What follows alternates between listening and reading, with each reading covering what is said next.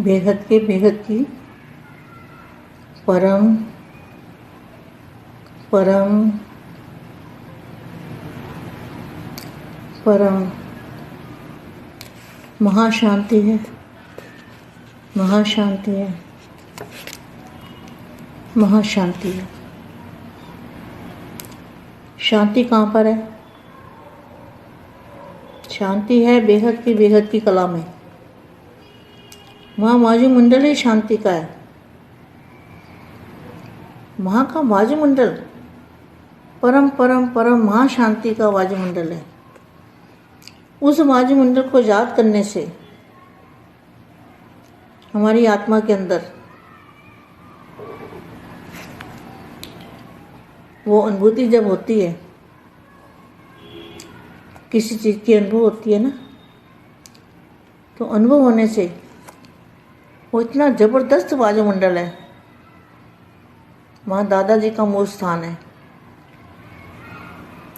और उस वायुमंडल के अंदर भी दादाजी के मस्तक से लाइट आ रही है, पावर हाउस, लाइट हाउस, उससे तो पावर आ रही है, मगर पावर आ कहाँ पर रही है? ग्रहण कौन कर रहा है?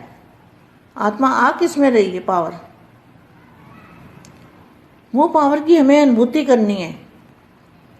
अनुभवी को अभी क्या अंत में जो वाणी में बताया हुआ है, अंतिम कोर्स है रियलाइजेशन कोर्स।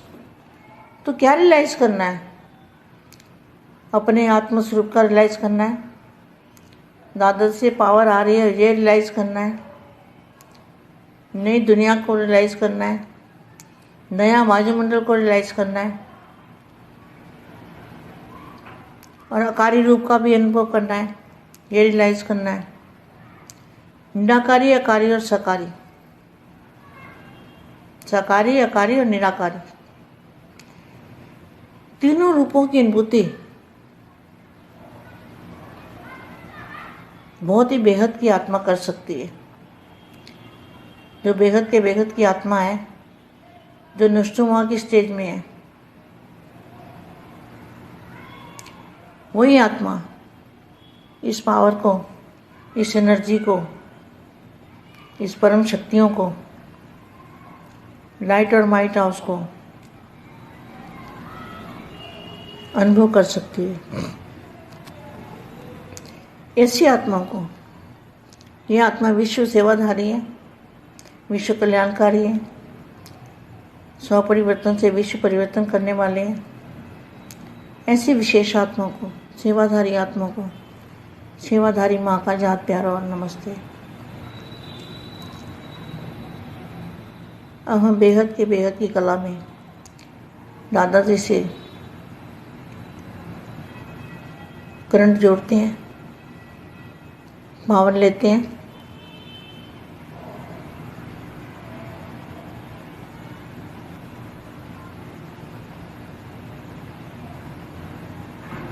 परम शांति। अब मैं इस वाणी से फिर दोबारा से रिपीट करती हूँ। निराकारी, आकारी और साकारी। तो निराकारी रूप कैसा है? निराकारी आत्मा स्वरूप बीज रूप अवस्था, जिसको कहा गया है बीज रूप अवस्था। बीज कितना छोटा होता है? सुई की नोक से भी करोड़वां भाग, अरबवां भाग छोटा। तभी तो दिखाई नहीं देती ना आत्मा। आत्मा दिखाई क्यों नहीं देती? क्योंकि आत्मा परम प्रकाश की है। तो परम प्रकाश कैसे दिखेगा? पांच तत्वों की दुनिया में परम प्रकाश तो दिखाई नहीं देगा ना, मगर महसूस तो कर सकते हैं, रियलाइज तो कर सकते हैं। तो ना तो आत्मा दिखाई देगी, आत्मा की अनुभूति हो सकती है। तो आत्मा की अनुभूति बेहद की जो आत्मा है, उनको बीज रूप अवस्था भी धारण करनी है। कभी बीज रूप अवस्था, निराकारी अवस्था, आत्मस्वरूप की अवस्था, और कभी आकारी रूप की अवस्था, और कभी साकारी रूप की अवस्था। निराकारी रूप में बाप के साथ बैठ जाना है, आकारी रूप की भी अनुभूति करनी है, और सकारी रूप की भी अनुभूति करनी है। और अकारी रूप माना फरिश्ता रूप। निराकारी, अकारी और सकारी, इस तीनों स्टेजेस को समान बनाया है क्वेश्चन मार्क है। जितना सकारी रूप में स्थित होना सहज अनुभव करते हो, उतना ही अकारी स्वरूप अर्थात अपनी संपूर्ण स्टेज, अकारी स्वरूप अर्थात अपनी संपूर्ण स्टेज व अपने अनादि स्वरूप, अनादि स्वरूप निराकारी, निराकारी स्टेज में स्थित होना सहज अनुभव होता है क्वेश्चन मार्क। ये बहुत मुश्किल काम है, निराकारी रूप को जानना, अनुभव करना, आत्मस्वरूप की अनुभूति करना, बीज रूप अवस्था की अनुभूति करना और फरिश्ता रूप की अनुभूति करना। आकारी स्वरूप अर्थात अपनी संपूर्ण स्टेज, अपने अनादि स्वरूप निराकारी स्टेज में स्थित होना सहज अनुभव होता है। साकारी स्वरूप आदि स्वरूप है और निराकारी अनादि स्वरूप है। साकारी स्वरूप अभी वाला है ना, तो अभी वाले को कहेंगे आदि स्वरूप, और निराकारी अनादि स्वरूप, ओरिजिनल। जो ओरिजिनल स्वरूप में हम थे पहले, निराकारी अनादि स्वरूप। तो आदि स्वरूप सहज लगता है, या अनादि रूप में स्थित होना सहज लगता है। वह अविनाशी स्वरूप है। जो निराकारी अनादि स्वरूप है वह अविनाशी स्वरूप है, उसका विनाश नहीं होता। और जो सकारी स्वरूप है वह परिवर्तन होने वाला स्वरूप है। तो सहज कौन सा लगता है? सहज कौन सा होना चाहिए? सकारी स्वरूप की स्मृति स्वतः ही रहती है ना। यहाँ निराकारी स्वरूप की स्मृति स्वतः रहती है, यहाँ स्मृति लानी पड़ती है। मैं जो हूँ, जैसा हूँ, उसको स्मृति में लाने की क्या आवश्यकता है? अब तक भी स्मृति स्वरूप नहीं बने हो, क्या यह अंतिम स्टेज है? यहाँ बहुत समय के अभ्यासी ही अंत में, जिनको बहुत समय का अभ्यास होगा, क्या यह अंतिम स्टेज है?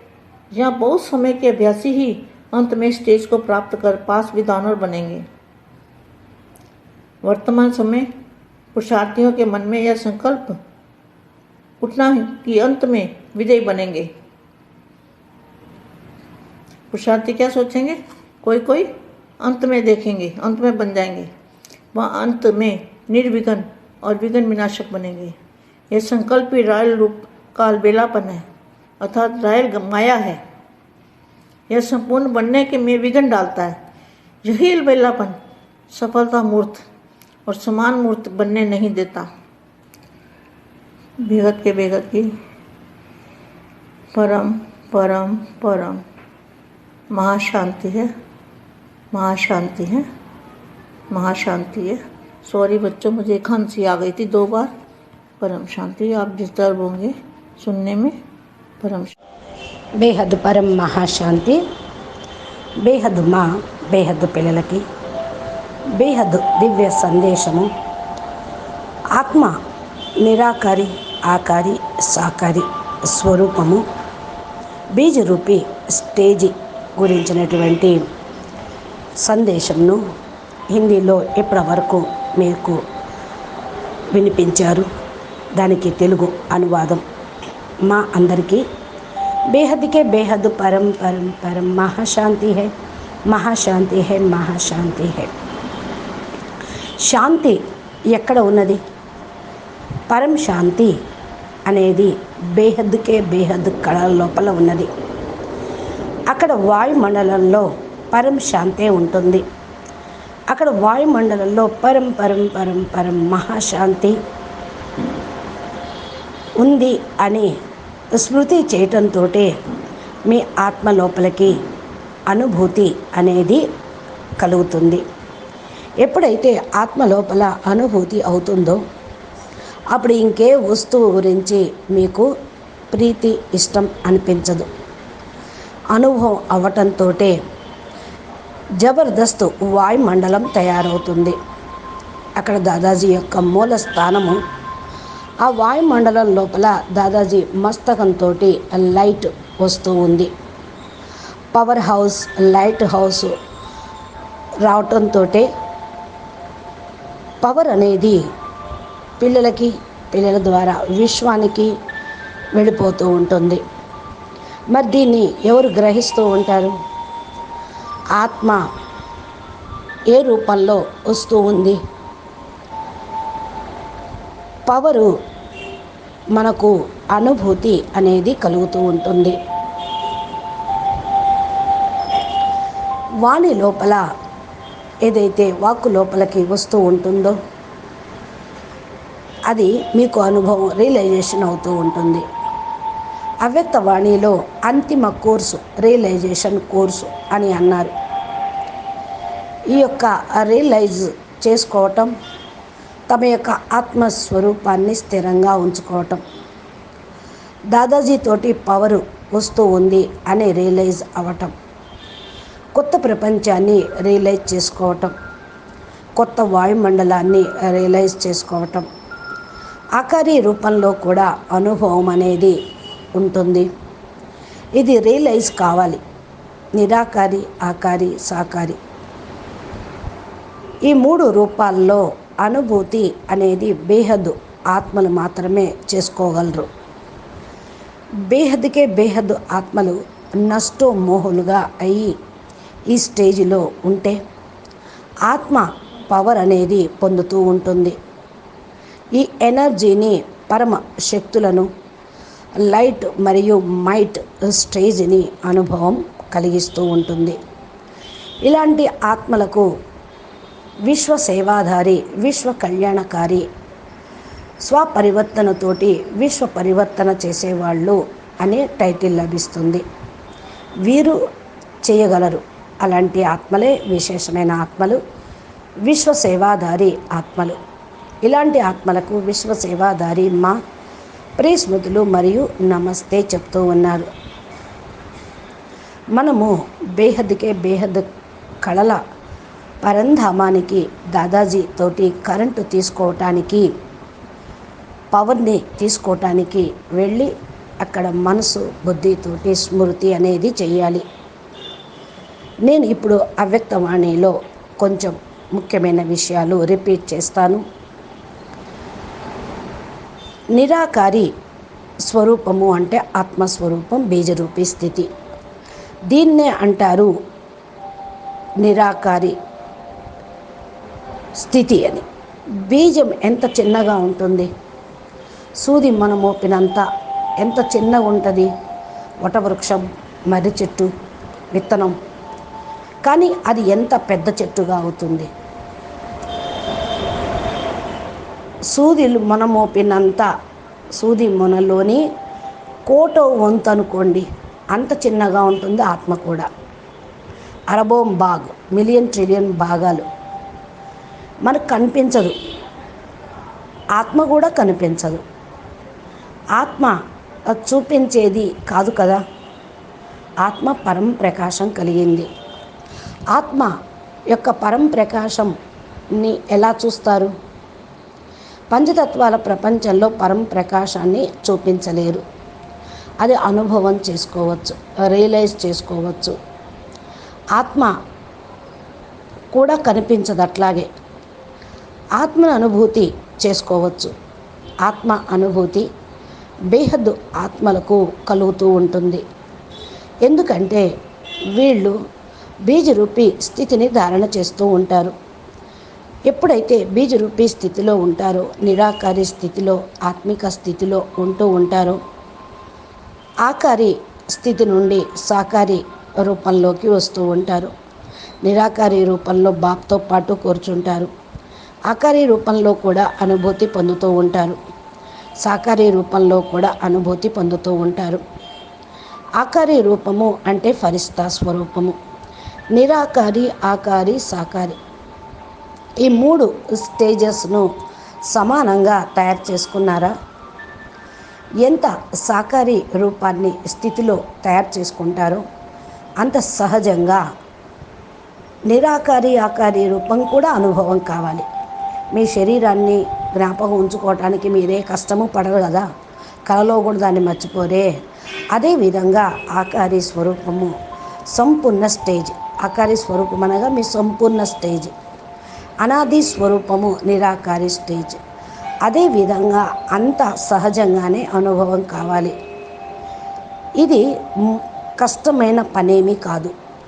నిరాకారి రూపాన్ని తెలుసుకోవటం, అనుభవం చేసుకోవటం, ఆత్మస్వరూపం యొక్క అనుభూతి చేసుకోవటం, బీజరూపీ స్థితి యొక్క అనుభూతి పొందటం, ఫరిస్తా స్వరూపాన్ని అనుభవం చేసుకోవటం, ఆకారి స్వరూపం తన సంపూర్ణ స్టేజ్లో ఉండటం, తమ యొక్క అనాది స్వరూపం నిరాకారి స్టేజ్లో ఉండటం సహజంగానే అనుభవం అవుతూ ఉంటుంది.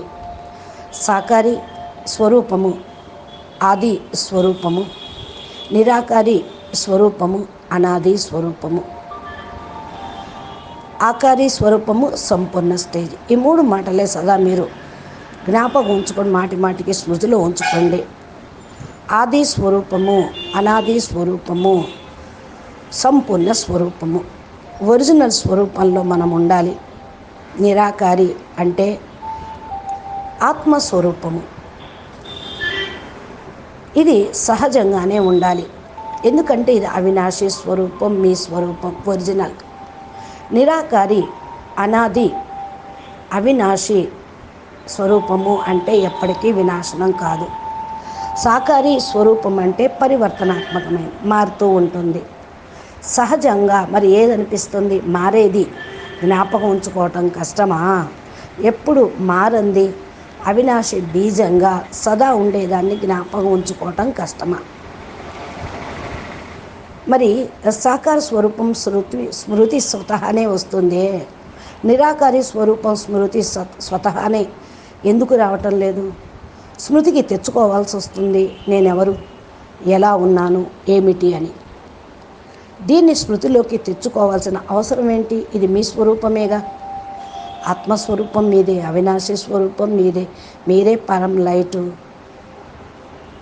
అనేటువంటి మాటని ఎంతవరకు అయితే స్మృతి స్వరూపంగా కారో అంతవరకు కూడా అంతిమ స్టేజ్ అనేది తయారు కాదు. వెళ్ళలేరు అంతిమ స్టేజ్లోకి, ఆది స్టేజ్లోకి. ఇది చిరకాల అభ్యాసం ఉంటేనే అంతిమంలో చాలా త్వరగా ఈ స్టేజ్లోకి వెళ్ళిపోతారు. అంతిమ స్టేజీ చాలా సమయము అభ్యాసం లాస్ట్లో ఉపయోగపడుతూ ఉంటుంది. ఈ స్టేజ్ని పొందితేనే పాస్ విత్ ఆనర్గా కాగలుగుతారు. వర్తమాన సమయం పురుషార్థి స్వరూపము. మనసులో ఈ సంకల్పం ఎంతైతే వస్తూ ఉంటుందో అంతగా విజయీగా అవుతూ ఉంటారు. పురుషార్థం చేస్తూ ఏం ఆలోచిస్తూ ఉన్నారు? అంతిమంలో మేము అవుతాంలే అని ఆలోచించకండి. అంతిమంలో నిర్విఘ్నంగా అవుతాము, విఘ్న వినాశకులుగా అవుతాము అనేటువంటి సంకల్పం రాయల్ రూపంలో ఒక సోమర్తనమే. అనగా ఆ రాయల్గా మిమ్మల్ని బుద్ధి కాస్త తిప్పేస్తూ ఉంటుంది మాయ. సంపూర్ణంగా అగుటకు ఈ మాయ ఈ విఘ్నాన్ని వేస్తూ ఉంటుంది. ఇదే సోమరితనం వల్ల సఫలతామూర్తులుగాను సమాన మూర్తులుగా కానివ్వదు. మీరు కాలేకపోతారు. అచ్చా, బేహద్ కే బేహద్ పరం పరం మహాశాంతి హై, మహాశాంతి హై, మహాశాంతి హై. నమస్తే, ధన్యవాదాలు. పరం శాంతి.